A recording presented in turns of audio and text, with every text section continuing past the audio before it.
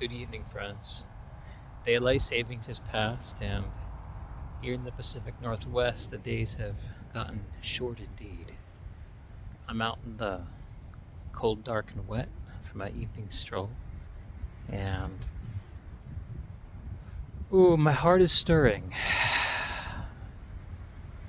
My heart is thinking still about friendship and about the particular longing that I was feeling when I turned the camera on last week to share that I felt that I was going through life without friends. That I was, well, that I will be in just a few days' time throwing myself a bachelor party because apparently I'm the man to do it. I still have this feeling. Some kind folks shared some sentiments on the last video, and they're well taken and earnestly received. I've been asking myself what this feeling comes from, this particular longing, and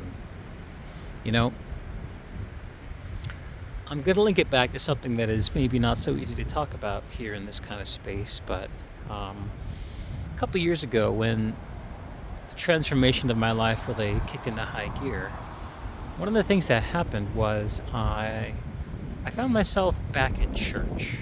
I grew up at church and grew up singing in my mom's church choirs. And I've always loved the music of church. And when I went back 2 years ago, that's why I went. I was looking for more music, more places to sing, to be in the congregation. I wasn't expecting to rekindle any kind of faith. Indeed, it had been 25 years since I decided not to be confirmed in my faith as a teenager. And since that day, I've been walking the halls of sort of like a, let's say, vaguely spiritual agnostic, sort of a seeker, someone who doesn't really have a knowing, but also doesn't have quite the faith of an atheist.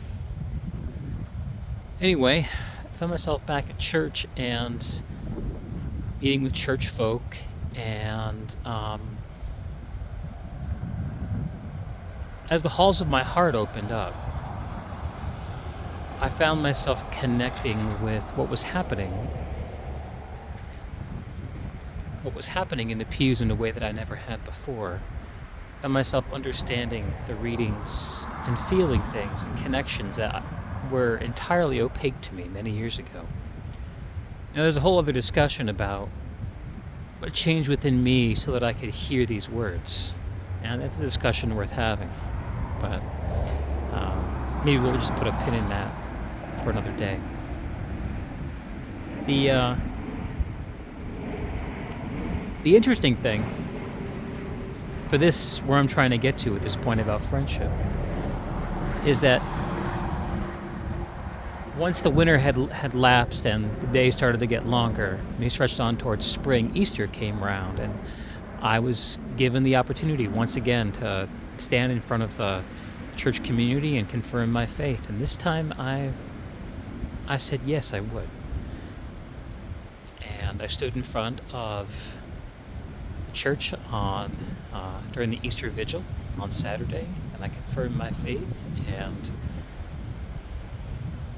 before that, I went through everything and stepped through what I was going to have to say and made sure I believed what I was going to say. I did.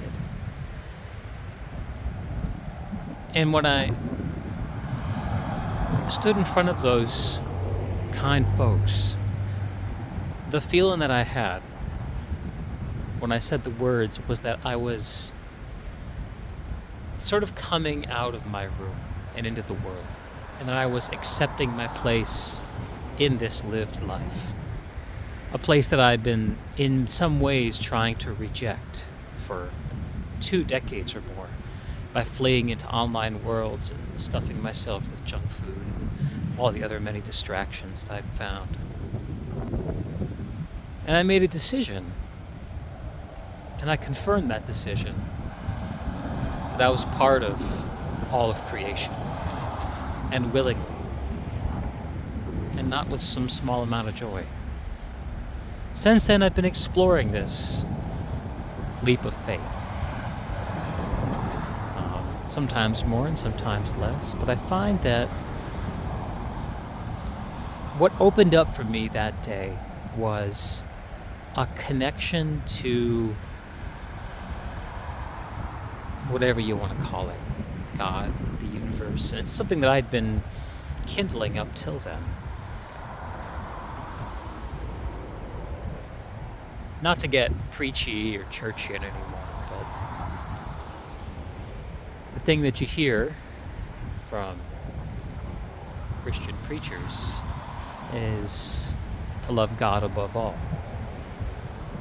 And my understanding of that teaching has progressed to a sense that what that is inviting us to do is to love everything.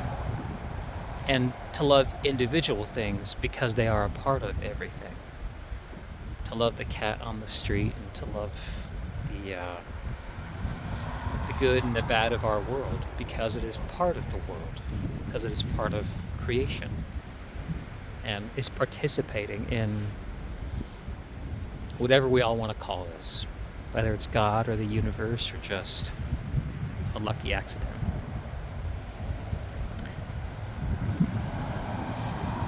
I think that when I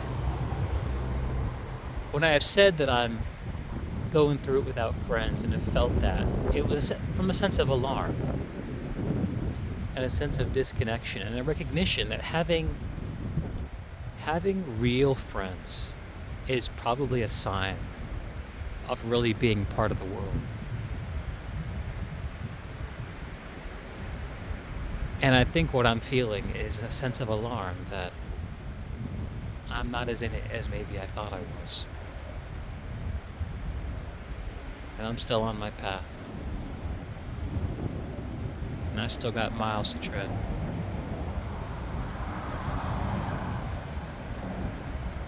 I've been proud. But today I'm humble.